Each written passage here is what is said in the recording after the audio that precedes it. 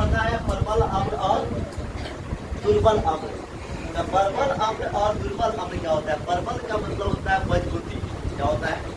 और दुर्बल का मतलब होता है कमजोर। तो आप इसे ही पता चल रहा होगा कि प्रबल अम्ल क्या है और दुर्बल अम्ल क्या है। तो प्रबल अम्ल का मतलब है कि उसमें अम्ल की मात्रा क्या होगी? अधिक होगी। और दुर्बल का मतलब क्या हो गया? उसमें अम्ल की मात्रा क्या होगी? कम होगी।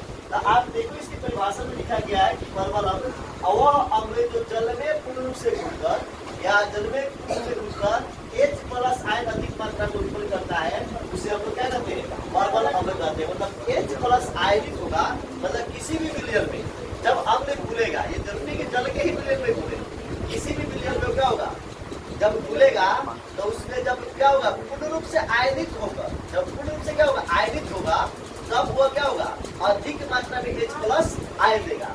आज जब किसी विलयन में पूर्ण रूप से आयनित नहीं होगा, कम मात्रा में H प्लस आयन देगा, तो दुर्बल अम्ल हो गया। आप जान लीजिए कि जिसमें क्या होता है H प्लस आयन अधिक होता है, वो क्या होता है?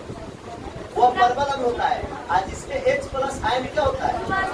कम होता है, तो वो क्या होता है? दुर्बल अम्ल। आप आयन के आधार पर कह सकते हैं कि विभिन्न विलयनों में जब H प्लस आयन अधिक मात्रा में उत्पन्न होता है, तो हम क्या समझते हैं? प्रबल अम्ल। आप एक और परिभाषा दे सकते हैं कि जब विभिन्न विलयनों में H प्लस आयन अधिक मात्रा में क्या होते हैं? आयनित होते हैं, तब उसे हम लोग क्या कहते हैं? प्रबल अम्ल। आज जब क्या होता है? विलयन में H प्लस आयन की मात्रा कम मात्रा में उत्पन्न होता है, तब वो क्या होता है?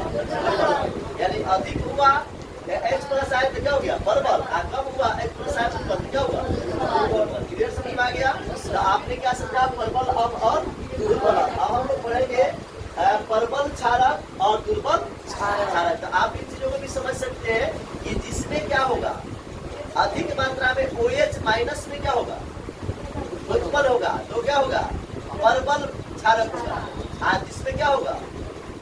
OH माइनस क्या होगा? कम मात्रा में उत्पन्न होगा, तो क्या होगा? दुर्बल क्षारक। दुर्बल क्षारक भाषा हो जाएगा ना? Yes sir.